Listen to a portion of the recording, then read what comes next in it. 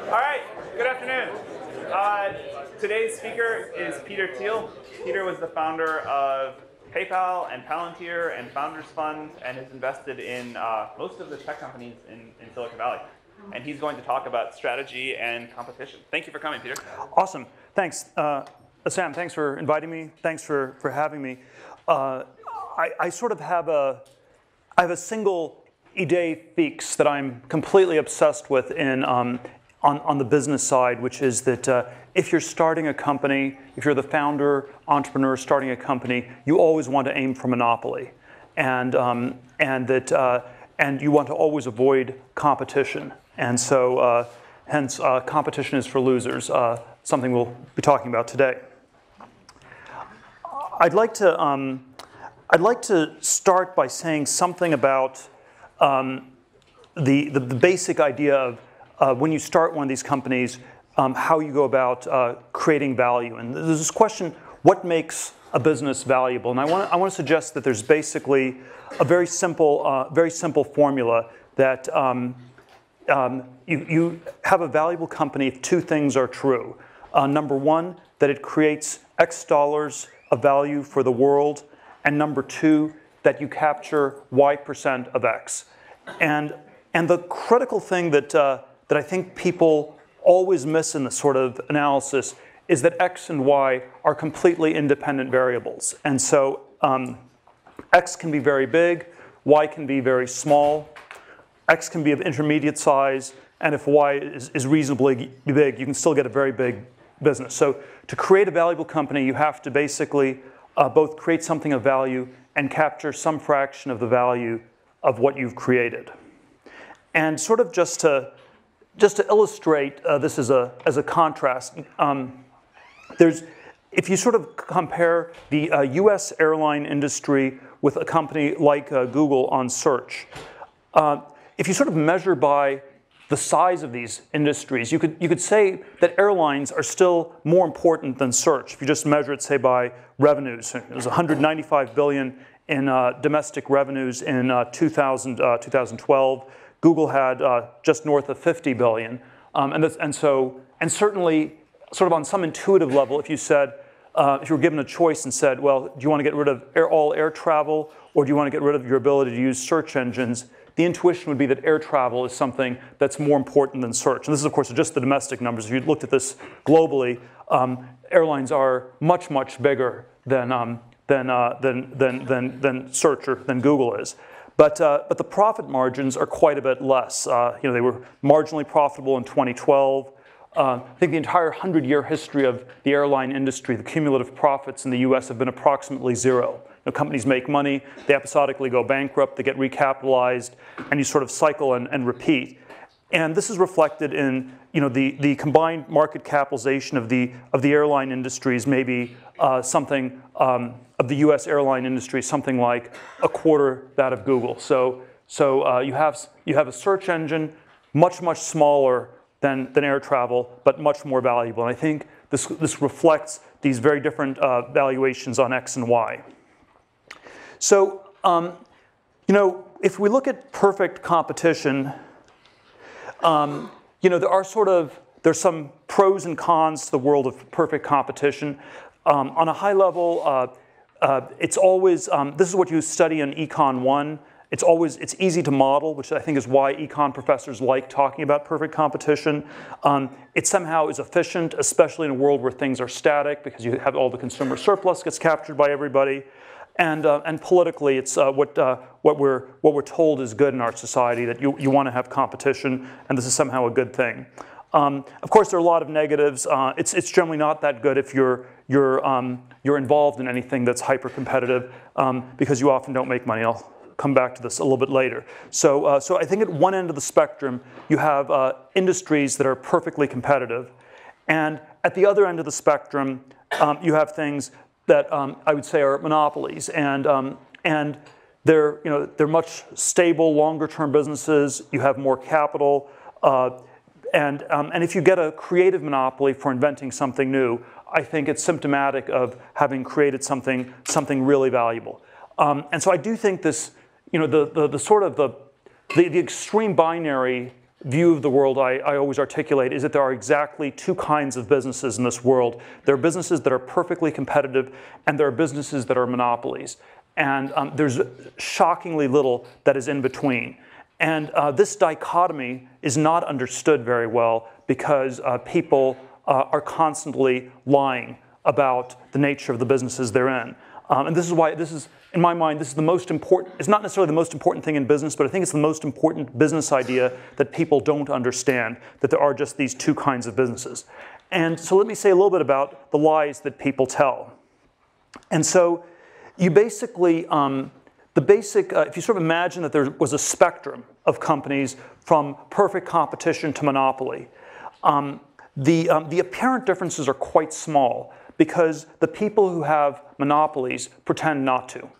They will basically say, and it's because you don't want to get regulated by the government, you don't want the government to come after you, so you will never say that you have monopoly. So anyone who has a monopoly will pretend that they're in incredible competition. And on the other end of the spectrum, if you are incredibly competitive, and if you're in some sort of business where you will never make any money, you will be tempted to tell a lie that goes in the other direction, where you will say that you're doing something unique that is somehow less competitive than it looks, because you will want to differentiate, you want to try to attract capital or something like that. So if the monopolists pretend not to have monopolies, the non-monopolists pretend to have monopolies, the apparent difference is very small, whereas the real difference, I would submit, is actually quite big. And so there's this distortion that happens because of the lies people tell about their businesses, and the lies are sort of in these opposite directions. Let me drill a little bit down further on the way these lies work. And so, the basic lie you tell as a non-monopoly is that we're in a very small market. The basic lie you tell as a monopoly is that the market you're in is much bigger than it looks. And so typically, if you want to think of this in sort of set theoretic terms, you could say that a monopoly tells a lie where you describe your business as the union of these vastly different markets, and the non-monopolist describes it as the intersection. So that, in effect, if you're a non-monopolist, you will rhetorically describe your market as super small. You're the only person in that market. If you have a monopoly, you will describe it as super big, and there's lots of competition in it. So some examples of how this works in practice.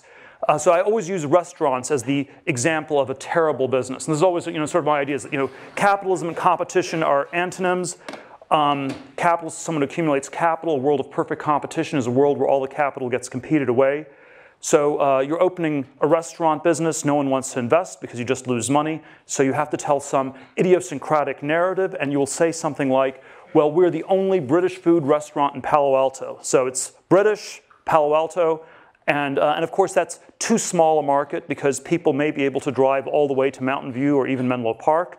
And there probably are no people who eat nothing but British food, at least no people who are still alive. And so that is, that's a sort of a fictitiously narrow market. There's sort of a Hollywood version of this where the way movies always get pitched is, okay, it's like a college football star, joins an elite group of hackers to catch the shark that killed his friend. Sorry. And so now that is a movie that has not yet been made. But the question is that the right category, or is the correct category, it's just another movie? In which case, there are lots of those. It's super competitive, incredibly hard to make money. No one ever makes money in Hollywood doing movies. It's really, really hard. And so you always have this question about, does the intersection, is it real? Does it make sense? Does it have value that one should ask? And of course, there are startup versions of this where the sort of the really bad versions, you just take a whole series of buzzwords, sharing mobile, social apps, you combine them, and you have some kind of narrative. And whether or not that's a real business or not it's generally a bad sign. So it's almost this pattern recognition when you have this rhetoric of this sort of intersections, it generally does not work. The something of somewhere is really mostly just the nothing of nowhere. And it's like the Stanford of North Dakota. One of a kind, but it's not Stanford. So let's look at the opposite. The opposite lie is if you are, let's say, the search company that's down the street from here and has about a happy 66% market share, and is completely dominant in the search market. Google has not almost never describes itself as a search engine these days, and instead it describes itself in all these different ways. So it sometimes says it's an advertising company.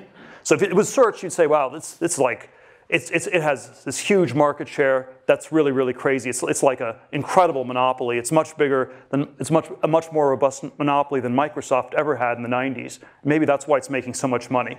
But if you say it's an advertising market, you could say, well, there's search advertising is 17 billion, and that's part of online advertising, which is much bigger. And then, all US advertising is bigger. And then by the time you get to global advertising, that's close to 500 billion. And so you're talking about 3.5%. So a tiny part of this much larger market. Or if you don't want to be an advertising company, you can always say that you're a technology company. And so, sorry, let me just see. And the technology market is something like a $1 trillion market. And the narrative that you tell as Google in the technology market is, well, we're competing with all the car companies with our self-driving cars. We're competing with Apple on TVs and iPhones. We're competing with Facebook. We're competing with Microsoft on Office products. We're competing with Amazon on cloud services. And so we are in this giant technology market where there's competition in every direction you look. And no, we're not the monopoly the government's looking for, and we should not get regulated in any way whatsoever. And so I think one has to always be super aware that there are these very powerful incentives to distort the nature of these markets one way or the other. So the evidence of narrow markets in the tech industry is if you basically just if you look at sort of some of the big tech companies, Apple, Google, Microsoft, Amazon, they've just been building up cash for year after year, and you have these incredibly high profit margins. And I would say that one of the reasons the tech industry in the U.S. has been so successful financially is because it's prone to creating all these monopoly-like businesses, and and it's reflected by the fact that these companies just accumulate so much cash they don't even know what to do with it beyond a certain point. And so let me say a few things about how to build a monopoly. And I think one of the sort of very counterintuitive ideas that comes out of this monopoly thread is that you want to go after small markets. If you're a startup, you want to get to monopoly. You're starting a new company, you want to get to monopoly. Monopoly is you have a large share of a market. How do you get to a large share of a market? You start with a really small market, and you take over that whole market, and then over time, you find ways to expand that market in concentric circles. And the thing that's always a big mistake is going after a giant market on day one, because that's typically evidence that you somehow haven't defined the categories correctly, and it normally means that there's going to be too much competition in one way or another. And so I think almost all the successful companies in Silicon Valley had some model of starting with small markets and expanding. And if you take Amazon, you start with just a bookstore. We have all the books in the world, so it's a better bookstore than anybody else has in the world when it starts in the 90s. It's online. There's things you can do you can't do before, and then you gradually expand into all sorts of different forms of e-commerce and other things beyond that. eBay. You start with Pez dispensers, you move on to Beanie Babies, and eventually it's all these different auctions for all these sorts of different goods. And what's very counterintuitive about many of these companies is they often start with markets that are so small that people don't think that they're valuable at all when you get started. The PayPal version of this was we started with power sellers on eBay, which was about 20,000 people. When we first saw this happening in December of '99, January 2000, right after we launched, there was a sense that these were all, it was such a small market, it was terrible, we thought these were terrible customers to have, it's just people selling junk on the internet, why in the world do we want to be going after this market? But there was a way to get a product that was much better for everybody in that market. You could, and we got to something like 25, 30% market penetration in 2 or 3 months, and you got some lock-in, you got brand recognition, and you're able to build the business from there. So I always think these very small markets are quite underrated. The Facebook version of this I always give is that the initial market at Facebook was 10,000 people at Harvard. It went from 0 to 60% market share in 10 days. That was a very auspicious start. The way this gets analyzed in business schools is always, that's ridiculous. It's such a small market, it can't have any value at all. And so I think the business school analysis of Facebook early on, or of PayPal early on, or of eBay early on, is that the markets were perhaps so small as to have almost no value. And they would have had little value had they stayed small, but it turned out there were ways to then grow them concentrically, and that's what made them so valuable. Now I think the opposite version of this is always where you have super big markets, and there's so many different things that went wrong with all the clean tech companies in the last decade, but one theme that ran through almost all of them was they all started with massive markets. And every clean tech PowerPoint presentation that one saw in the years 2005 to 2008, which was sort of the clean tech bubble in Silicon Valley, started with, we're in the energy market, we're in a market that's measured in hundreds of billions or trillions of dollars.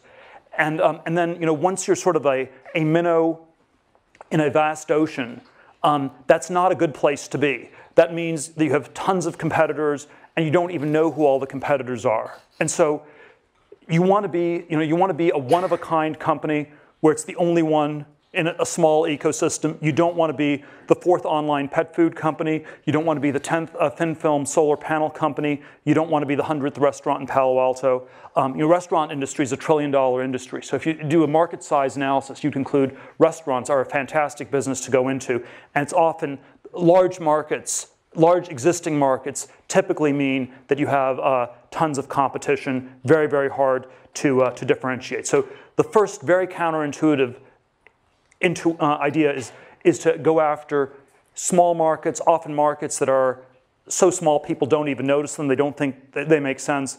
That's where you get a foothold, and then if those markets are able to expand, you can scale into a big monopoly business. A second there's sort of several different characteristics of these monopoly businesses that I like to focus on, and there's probably no sort of single formula to it. And I always think that that in technology, there's always a sense that the history of technology is such that every moment happens only once. And so the next Mark Zuckerberg won't build a social network. The next Larry Page won't be building a search engine. The next Bill Gates won't be building an operating system. And if you're copying these people, you're not learning from them. But there is always these very unique businesses that are doing something that's not been done before end up having the potential to be a monopoly. If you're, the opening line in Anna Karenina is that all happy families are alike. All unhappy families are unhappy in their own special way. And the opposite is true in business, where I think all happy companies are different because they're doing something very unique. All unhappy companies are alike because they fail to escape the essential sameness that is competition. And so one sort of characteristic of a monopoly technology company is some sort of proprietary technology. My sort of crazy, somewhat arbitrary rule of thumb is you want to have a technology that's an order of magnitude better than the next best thing. So Amazon had over 10 times as many books. I mean, it's maybe not that high tech, but you figure out a way to sell 10 times as many books in an efficient online way. You know, PayPal, the alternative for PayPal was using checks to send money on eBay. It took 7 to 10 days to clear. PayPal could do it more than 10 times as fast. So you want to have some sort of very powerful improvement in some in some order, maybe an order of magnitude improvement on some key dimension.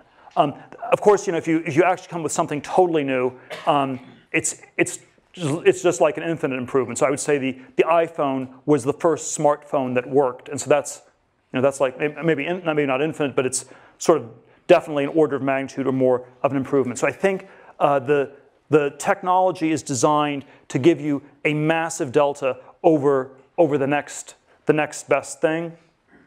I think there often are network effects that can kick in that really help. The thing that's very, and these lead to monopolies over time, the thing that's very tricky about network effects is they're often very hard to get started. And so, so even though everyone understands how valuable they are, there's always this incredibly tricky question: why is it valuable to the first person who's doing something? Economies of scale. If you have something with very high fixed costs, very low marginal costs, that's typically a monopoly-like business. And then there's this thing of branding, which is sort of like just this idea that gets lodged in people's brains. I never quite understand how branding works, so I never invest in companies where it's just about branding. But it is, I think, a real phenomenon that creates real value. I think one of the things, I'm going to come back to this a little bit towards the end, but one of the things that's very striking is that software businesses are often, are for some reason, very good at some of these things. They're especially good at the economies of scale part, because the marginal cost of software is zero. And so if you get something that works in software, it's often significantly better than the existing solution. And then you have these tremendous economies of scale, and you can scale fairly quickly. So even if the market starts small, you can grow your business quickly enough to stay at the same size as the growing market and maintain the sort of monopoly power. Now, the critical thing about these monopolies is it's not enough to have a monopoly for just a moment. The critical thing is to have one that lasts over time. And so, you know, in Silicon Valley, there's always this sort of idea that you want to be the first mover. And I always think it's in some ways, the better framing is you want to be the last mover. You want to be the last company in a category. Those are the ones that are really valuable. Microsoft was the last operating system, at least for many decades. Google is the last search engine. Facebook will be valuable if it turns out to be the last social networking site. And one way to think of this last mover value is this idea that most of the value in these companies exists far in the future. If you do sort of a discounted cash flow analysis of a business, you have sort of all these profit streams, you have a growth rate, the growth rate's much higher than the discount rate, and so most of the value exists far in the future. I did this exercise at PayPal in March of 2001. We had been in business for about 27 months, and we sort of had, you know, the growth rate was 100% a year. We were discounting future cash flows by about 30%, and it turned out that about 3/4 of the value of the business as of 2001 came from cash flows in years 2011 and beyond. And whenever you do the math on any of these tech companies, you get to an answer that's something like that. So if you are trying to analyze any of the tech companies in Silicon Valley, Airbnb, Twitter, Facebook, any emerging internet companies, all the ones in Y Combinator, the math tells you that 3/4, 85% of the value is coming from cash flows in years 2024 and beyond. It's very, very far in the future. And so one of the things that we always overvalue in Silicon Valley is growth rates, and we undervalue durability. Because growth is something you can measure in the here and now, and you can always track that very precisely. The question of whether a company is still going to be around a decade from now, that's actually what dominates the value equation, and that sort of is a much more qualitative sort of a thing. And so if we went back to this idea of these characteristics of monopoly, proprietary technology, network effects, economies of scale, you can think of these characteristics as ones that exist at a moment in time where you capture a market and take it over. But you also want to think about, are these things going to last over time? And so there's a time dimension to all these characteristics. So network effects often have a great time element where as the network scales, the network effects actually get more robust. And so if you have a network effect business, that's often one that can become a bigger and stronger monopoly over time. Proprietary technology is always a little bit of a tricky one. So you want something that's an order of magnitude better than the state of the art in the world today. And that's how you get people's attention. That's how you initially break through. But then you don't want to be superseded by somebody else. And so there are all these areas of innovation where there was tremendous innovation, but no one made any money. So disk drive manufacturing in the 1980s, you could build a better disk drive than anybody else. You could take over the whole world, and 2 years later, someone else would come along and replace yours. And in the course of 15 years, you got vastly improved disk drives, so it had great benefit to consumers, but it didn't actually help the people who started these companies.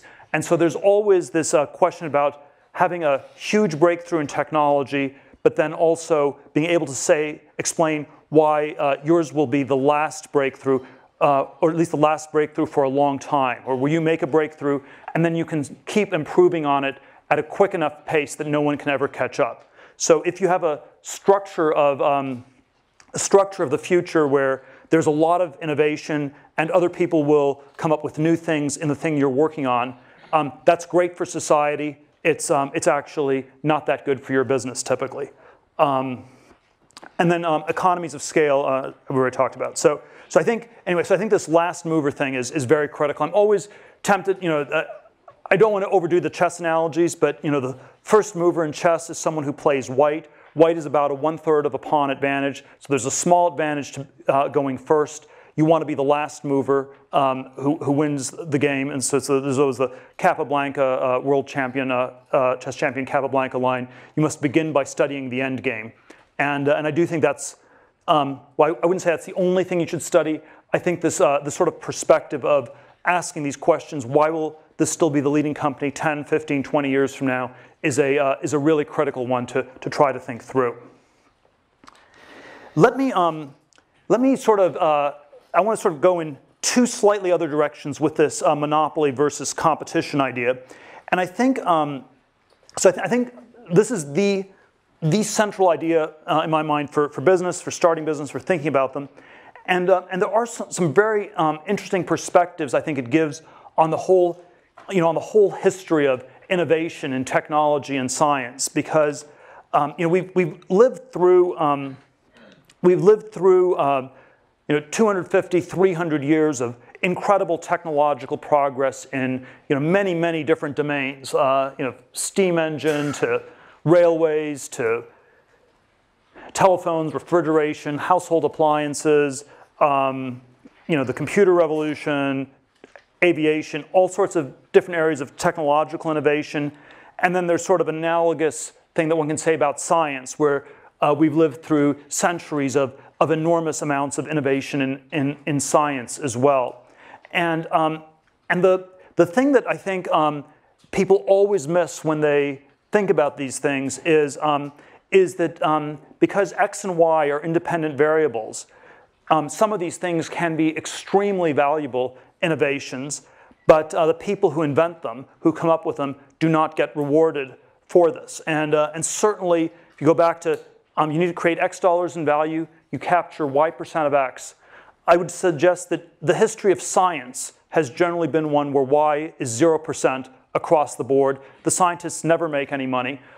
They're always deluded into thinking that they live in a just universe that will reward them for their work and for their inventions. And this is probably the fundamental delusion that scientists tend to suffer from in our society. And even in technology, there are sort of many different areas of technology where there were great innovations that created tremendous value for society, but people did not actually capture that much of the value. And so I think there is this sort of whole history of science and technology that can be told from the perspective of how much value was actually captured. And certainly there are entire sectors where people didn't capture anything. So you're the smartest physicist of the 20th century. You come up with special relativity. You come up with general relativity. You don't get to be a billionaire. You don't even get to be a millionaire. It just somehow doesn't work that way. The railroads, incredibly valuable. Most of them just went bankrupt because it was too much competition. Wright brothers, you fly the first plane, you don't make any money. And so I think there is sort of a structure to these industries that's very important. And I think the thing that's actually rare are the success cases. So it's actually, when you really think about the history in this 250-year sweep, it's unusual. Y is almost always 0%. It's always 0 in science. It's almost always in technology. And so it's very rare where people made money. You know, the late 18th, early 19th century, the first industrial revolution was the textile mills. You had the steam engine, you sort of automated things. And you had these relentless improvements that people improved efficiency of textile factories, of manufacturing generally, at a clip of 5 to 7% every year, year after year, decade after decade. You had 60, 70 years of tremendous improvement from 1780 to 1850. But even in 1850, most of the wealth in Britain was still held by the landed aristocracy. The workers didn't make that much. The capitalists didn't make that much either. It was all competed away. There were hundreds of people running textile factories. It was an industry that just the structure of the competition prevented people from making any money. And so I think in my mind, there probably are only two broad categories in the entire history of the last 250 years where people have actually come up with new things and made money doing so. One is these sort of vertically integrated complex monopolies, which people did build in the second industrial revolution at the end of the 19th and start of the 20th century. And so this was like Ford. It was the vertically integrated oil companies like Standard Oil. And what these vertically integrated monopolies typically required was this very complex coordination. You got a lot of pieces to fit together in just the right way. When you assembled it, you had a tremendous advantage. This is actually done surprisingly little today. And so I think this is sort of a business form that, when people can pull it off, is very valuable. It's typically fairly capital intensive. We live sort of in a culture where it's very hard to get people to buy into anything that's super complicated and takes very long to build. But when I sort of think about my colleague Elon Musk from PayPal's success with Tesla and SpaceX, I think the key to these companies was the complex, vertically integrated monopoly structure they had. So if you sort of look at Tesla or SpaceX, if you ask, was there sort of a single breakthrough? I mean, they certainly innovated on a lot of dimensions. I don't think there was a single 10x breakthrough in battery storage or, maybe working on some things on rocketry, but there was no sort of single massive breakthrough. But what was really impressive was integrating all these pieces together and doing it in a way that was more vertically integrated than most of their competitors. So Tesla, you also integrated the car distributors so they wouldn't steal all the money, as has happened with the rest of the car industry in the US. Or SpaceX, you basically pulled in all the subcontractors, where most of the large aerospace companies have single source subcontractors that are able to sort of charge monopoly profits and make it very hard for the integrated aerospace companies to make money. And so vertical integration, I think, is sort of a very underexplored modality of technological progress that people would do well to look at more. And then I think there is something about software itself that's very, very powerful. Software has these incredible economies of scale, these low marginal costs, and there is something about the world of bits as opposed to the world of atoms where you can often get very fast adoption. And the fast adoption is critical to capturing and taking over markets, because even if you have a small market, if the adoption rate is too slow, there'll be enough time for other people to enter that market and compete with you. Whereas if you have a small to mid-sized market and have a fast adoption rate, you can take over this market. And so I think this is one of the reasons Silicon Valley has done so well and why software has been this phenomenal industry. And what I would suggest, what I want to leave you with is there are sort of these different rationalizations people give for why certain things work and why certain things don't work. And I think these rationalizations always obscure this question of creating X dollars in value and capturing Y% of X. So the science rationalization we're always told is that the scientists aren't interested in making money. They're doing it for charitable reasons, and that you're not a good scientist if you're motivated by money. And I'm not even saying people should always be motivated by money or something like this, but I think we should be a little bit more critical of this as a rationalization. We should ask, is this a rationalization to obscure the fact that Y equals 0% and the scientists are operating in this sort of world where all the innovation is effectively competed away and they can't capture any of it directly.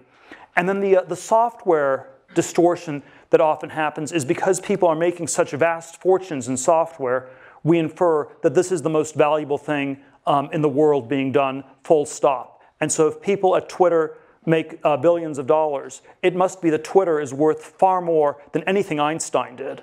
And what that sort of rationalization tends to obscure is, again, that X and Y are independent variables, and there are these businesses where you capture a lot of X, and there are others where you don't. And so I do think the history of innovation has been this history where the microeconomics, the structure of these industries has mattered a tremendous amount. And when and there is sort of this story where some people have made vast fortunes because they were in industries with the right structure, and other people made nothing at all because they were in these sort of very competitive things. And we shouldn't just rationalize that away. I think it's worth understanding this better.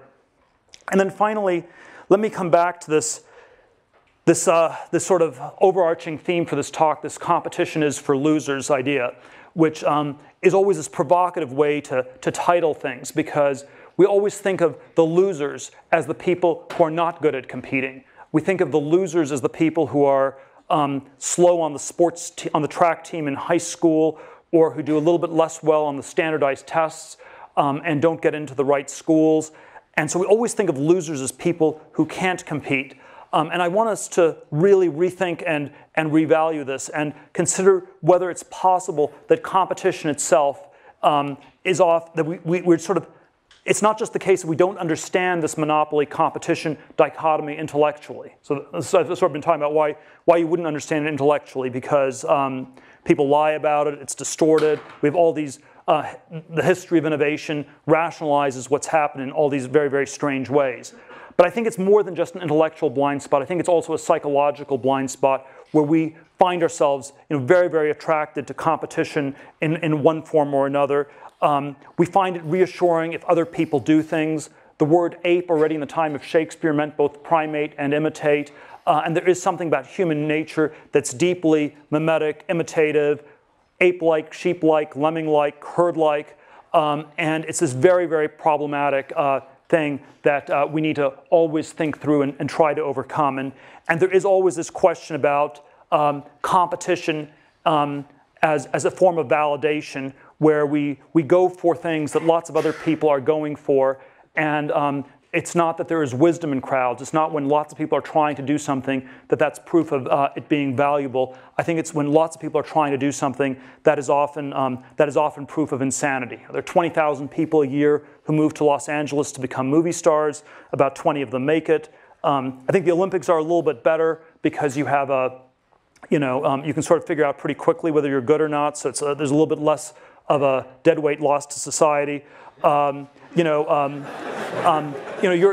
sort of educational experience at a place, the pre-Stanford educational experience, there's always sort of a non-competitive characterization where I think most of the people in this room had machine guns and they were competing with people with bows and arrows. So it wasn't exactly a parallel competition when you were in junior high school and high school.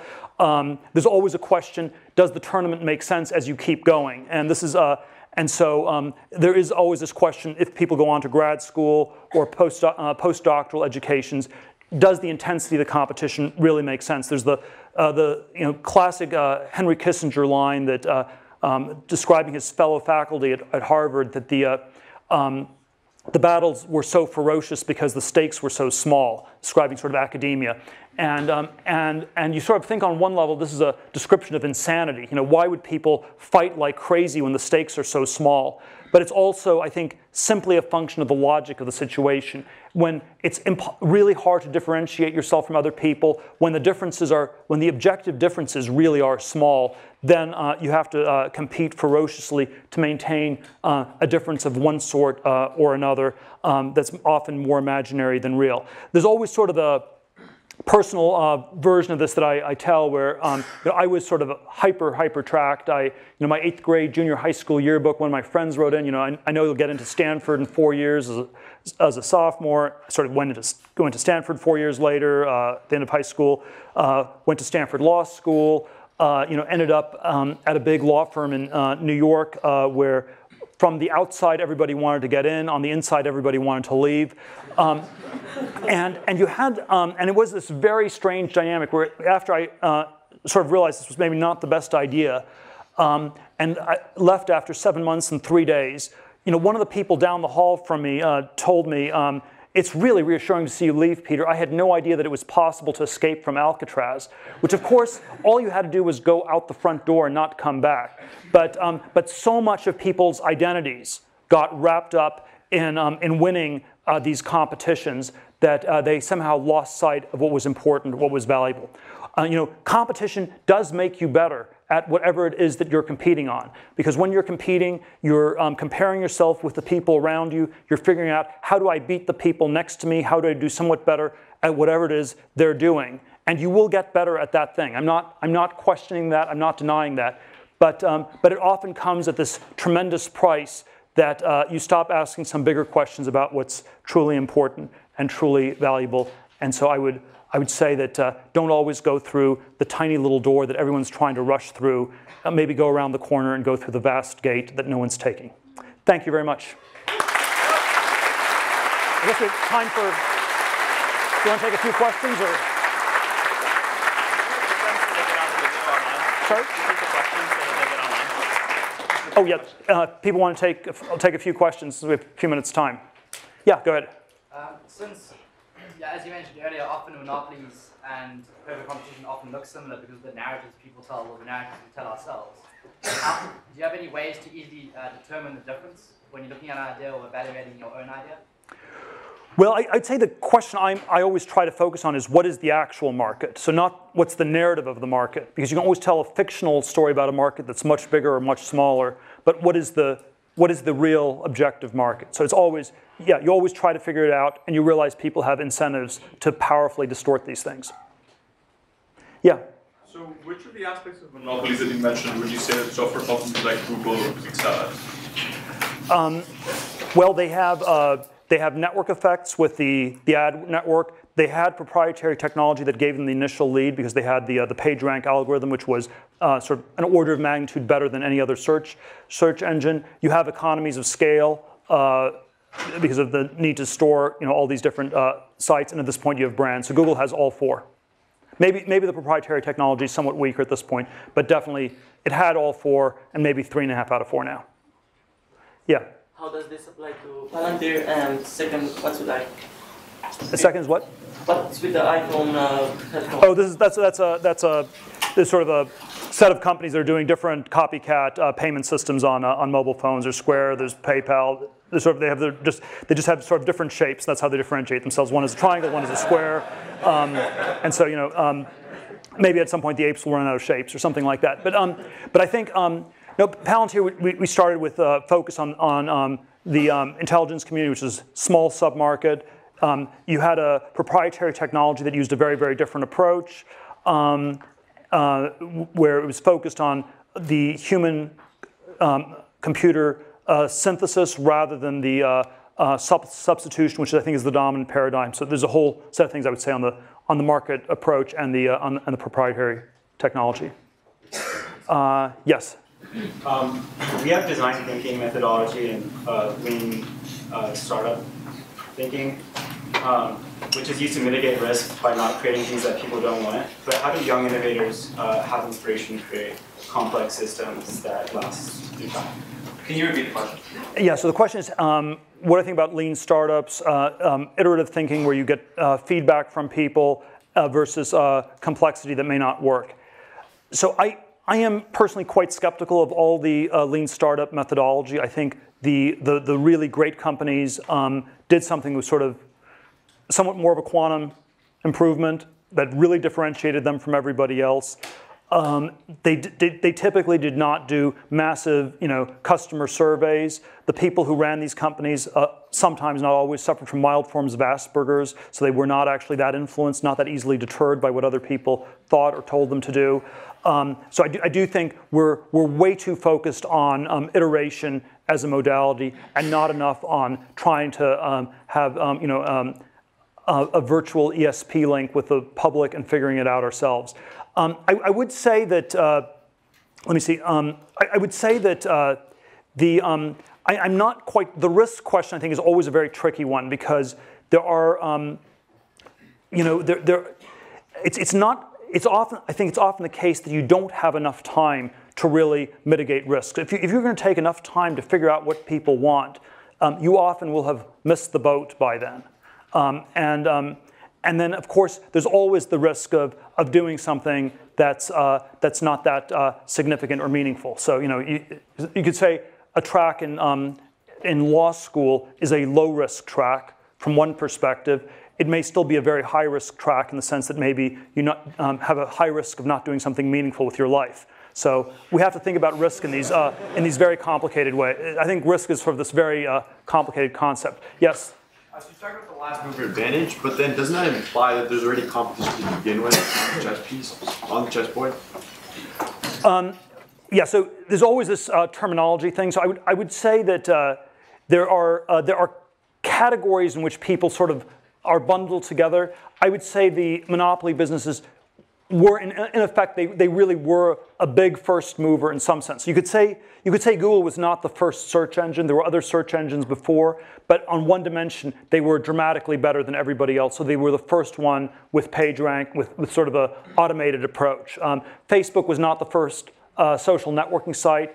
My friend Reid Hoffman started one in 1997. They called it SocialNet, so they already had the name social networking in the name of their company 7 years before Facebook.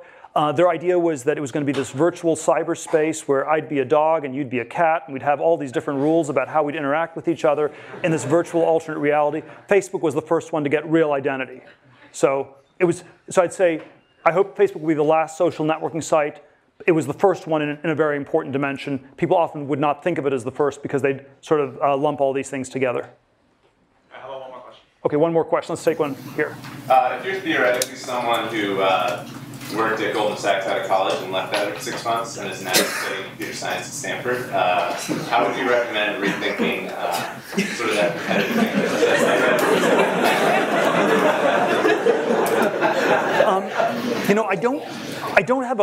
I don't have a great. I'm not great at the psychotherapy stuff, so I don't quite know how to solve this.